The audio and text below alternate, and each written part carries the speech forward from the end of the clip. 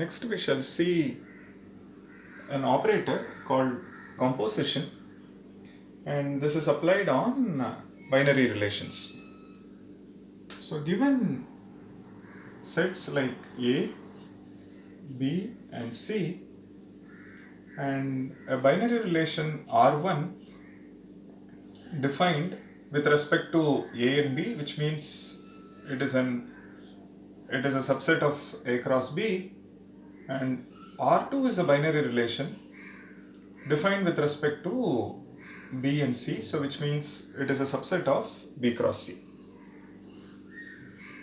Now we define R2 is composed on R1 or R1 composition operator R2. This is also referred to as simply R1 R2.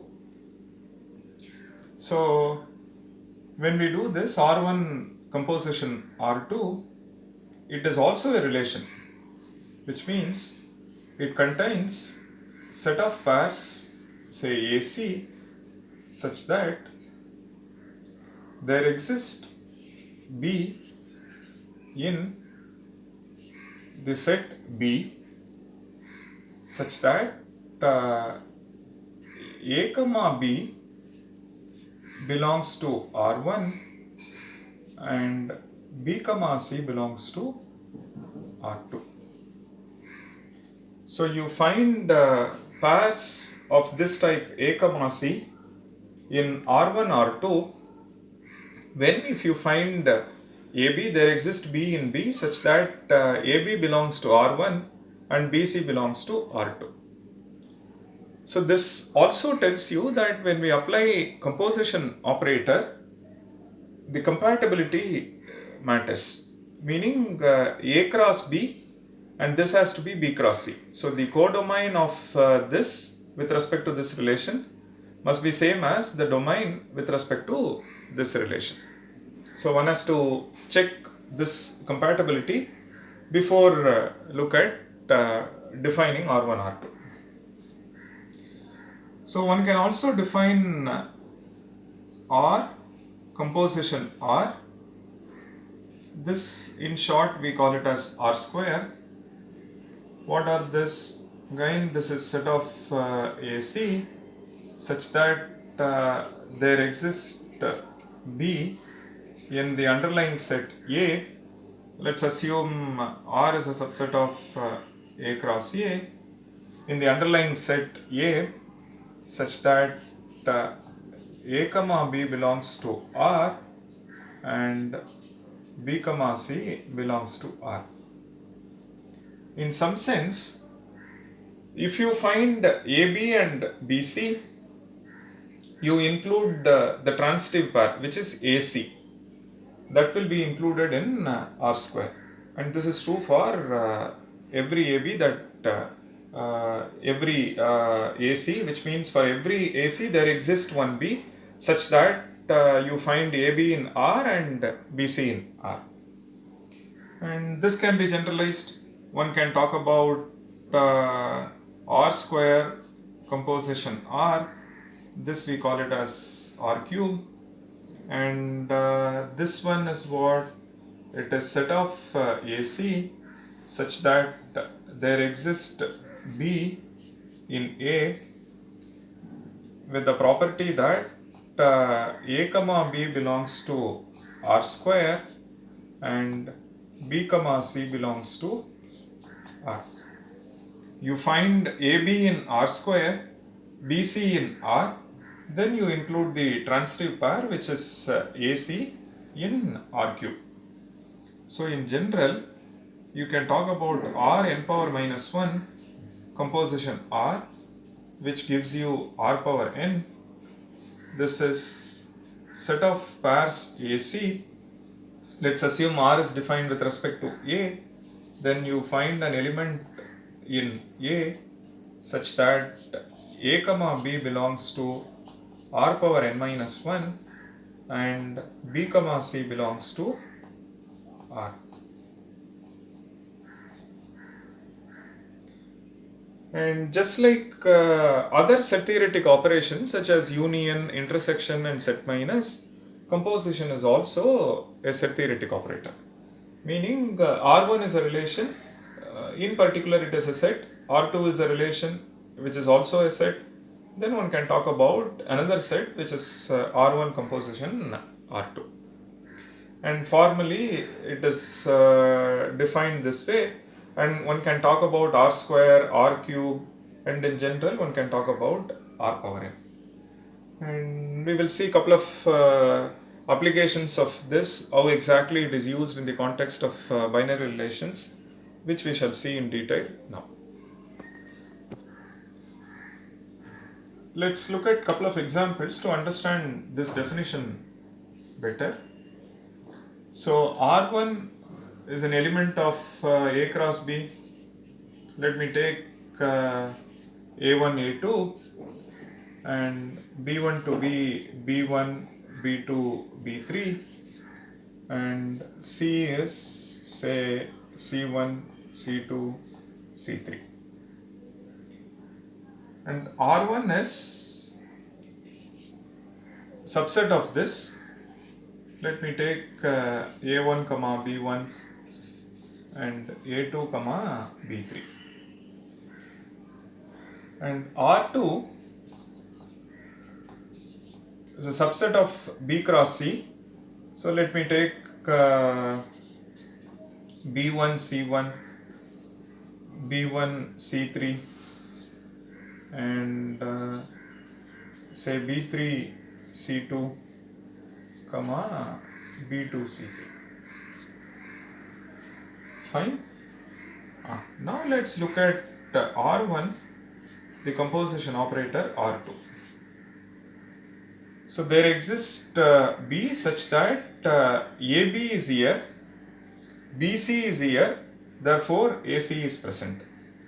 So which means A1, B1, B1, C1. So I'll include A1, C1. A1, B1, B1, C3.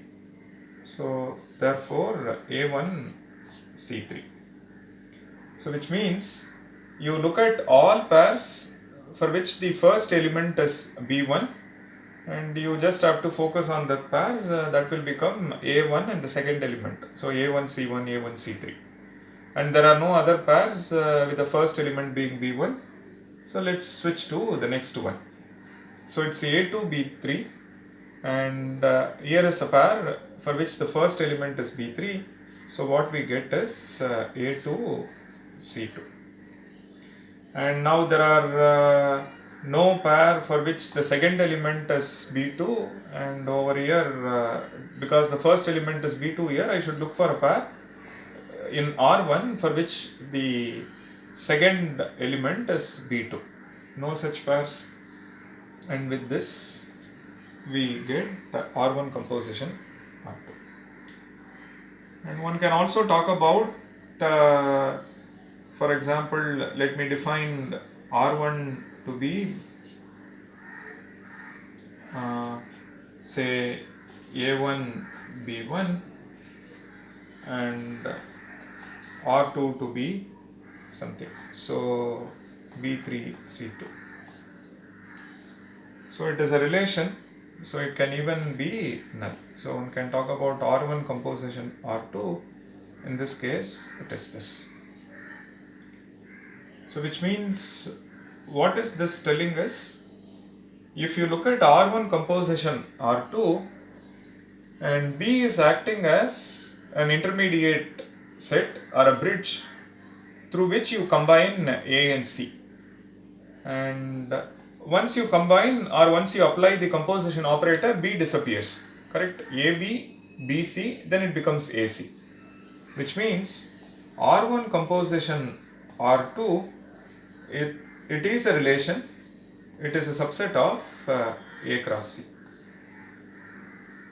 So the codomain with respect to this and the domain with respect to this, that's precisely B, and once you compose them, they disappear, and then this becomes a relation which is a subset of A cross C.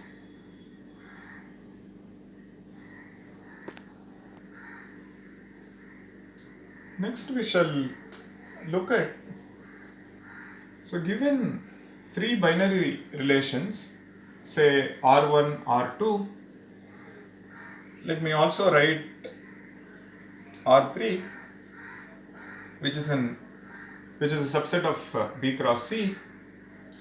Now I want to know this R1 composition R2 union R3, and these two are defined with respect to the same cross product, so it makes sense to talk about this operator.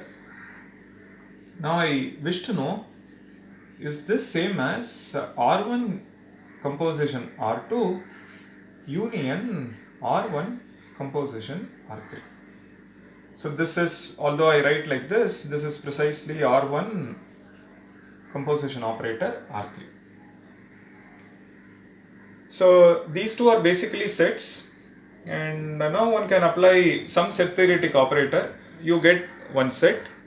With respect to that, you bring in composition operator along with the other set, and ensuring compatibility. And for example, union will also be an element of B cross C. Then it makes sense to talk about R1 composition this. And this is A cross B. This is a subset of B cross C. So it makes sense to talk about this composition operator. Let's attempt a proof, assuming this is true. Now this is a set and this is a set. So we have to show that an element of this, arbitrary element, an element of this is present over here as well. And similarly, an element of this is present over here as well. Okay, let's attempt. So let this one is a subset of A cross B. This one is a subset of B cross C. So which means this one is a subset of A cross C. So consider this pair an element. Where does it belong to? Over here. Some arbitrary, element. Supposing you find this, what does that mean? This means there exists B in R2 union R3 such that A comma B belongs to R1 and B comma C belongs to R2 union R3. Correct? It is because of this reason we see that AC is part of this. So if you expand this, what do we get? There exists B in this such that A comma B belongs to R1 and B comma C belongs to R2 or B comma C belongs to R3. Correct? So apply now distribution. You see that A comma B belongs to R1 and B comma C belongs to R2 and R A comma B belongs to R1 and B comma C belongs to R3. If you apply the distribution, it is AND over R. This is what we get, right? And now we know there exists X, P of X or Q of X. So there exists X. This is like predicate on B, and this is something like a predicate Q on B. Now we know there exists x, p of x or q of x, biconditional, there exists x p of x or there exists x q of x, right? So which means there exists b, you see that a comma b belongs to R1 and b comma c belongs to R2, or there exists b, a comma b belongs to R1 and b comma c belongs to R3. Now apply the definition. There exists b such that AB belongs to R1 and BC belongs to R2, which means A comma C belongs to the set R1 composition R2, or this means A comma C belongs to R1 composition R3. Correct? So this means what? A comma C belongs to R1 R2 union R1 R3. So what did we do? We took an element, and arbitrary element, and through biconditional, everywhere it is biconditional, we have established the fact that A comma C is part of R1 R2 union R1 R3, which means the claim is true.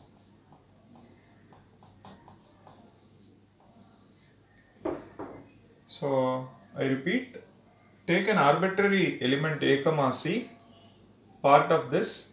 I am taking A comma C because this one is a subset of A cross C.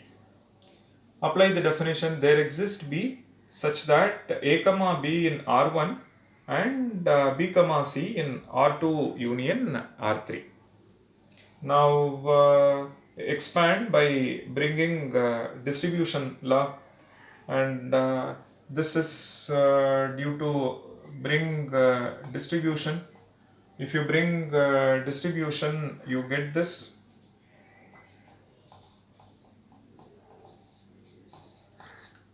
Then we know that there exists x, p of x or q of x, there exists x p of x or there exists q of x. Apply that.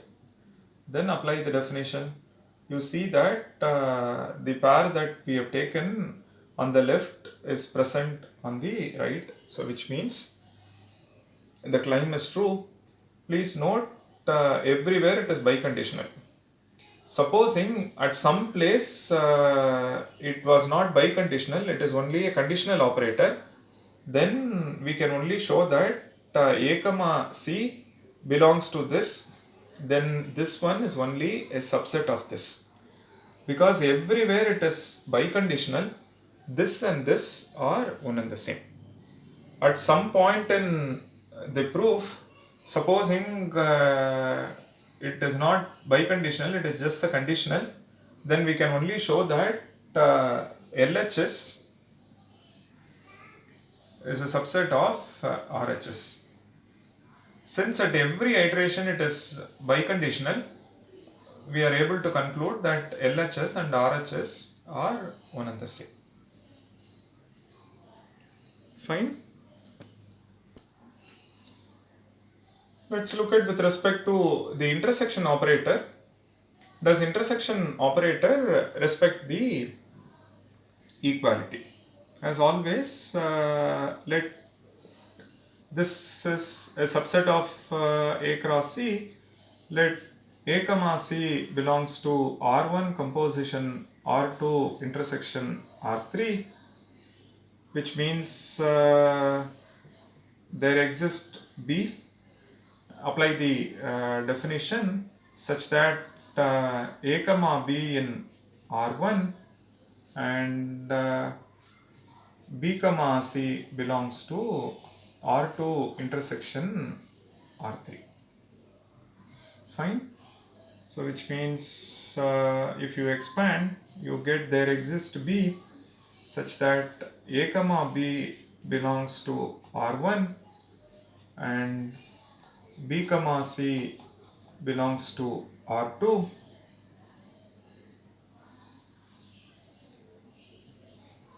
and A comma B belongs to R1 and B comma C belongs to R3. Okay, please note it is an intersection operator, so everywhere it's and, so I am writing AB belongs to R1 and BC belongs to R2 and AB belongs to R1 and BC belongs to R3. So now this one, so you get AB belongs to R1 and BC belongs to R2. Similarly, this one. Okay, now we will see whether the biconditional is retained as we move forward. So we know that there exists x, p of x and q of x. It is not biconditional. Implies there exists x px and there exists x qx. Converse is false. It need not be true always. So which means from this next step I cannot get to biconditional. It has to be an implication operator. So which means there exists B, you get AB belongs to R1 and BC belongs to R2 and there exists B such that A comma B belongs to R1 and B comma C belongs to R3. Now apply the definition. Please note the biconditional has been changed to conditional, so I will have to retain that. If you apply the definition, this is precisely what A comma C belongs to R1 composition R2 and A comma C belongs to R1 composition R3. Now again A comma C belongs to this as well as this, which means A comma C belongs to R1 R2 intersection R1 R3. So please note we have taken an arbitrary element and because the biconditional has been changed to conditional, I can only conclude that R1 composition R2 intersection R3, it is a set, it is a subset of R1 R2 intersection R1 R3. So we don't know whether the converse is true, and from this proof I can only conclude one direction. I can only talk about this is a subset of this. We don't know whether the converse is true, and if you look at the proof, the biconditional has been changed to conditional, which is why I get this subset operator. Now we shall check whether the converse is indeed true, or if it is false, let us look for a counterexample. So we are checking whether the converse of this is true. It turns out that it is false. So R1 is a subset of A cross B. So let me take R1 to be A1 B1 A1 B2 and R2 to be B2 C1 B1 C3 because it is a subset of B cross C. R3 is B1 C1 and B1 C3. Assume A contains A1 A2 and so on, and B contains B1 B2, C contains C1 C2 C3, all that. Now look at the LHS R2 intersection R3. You see that the common pair is B1 C3, and then you compose this one is composed on R1. You see that A1 B1 B1 C3, you get A1 C3, and there are no other pairs ending at whose second element is b1. So this is what we get. On the other hand, if you look at r1, r2, a1, b1, so you get a1, c3, and a1, b2, b2, c1, we get a1, c1. Similarly, if you look at r1, r3, so a1, b1, b1, c3, we get a1, c3, and a1, b2, and sorry, a1, b1 and b1, c1, we get a1, c1. So here also we get a1, c3 and a1, c1, and the intersection is a1, c1, a1, c3. And we see that RHS is not a subset of the LHS, so which means the converse is false. There may be special instances, there may be examples where equality is retained, but given an arbitrary sets ABC and the relations R1, R2, R3 defined satisfying this, is this expression true? Answer is no. And necessity, one direction is true, LHS is a subset of RHS, whereas RHS is not a subset of LHS. Next we shall see how this composition operator is used when we talk about something called closure, and under that banner we talk about reflexive closure, symmetric closure, and transitive closure. It's a set theoretic operator, just like the way we apply intersection, union, and set minus. This is another operator, but it has got a good number of applications in the context of binary relations, which we shall see now.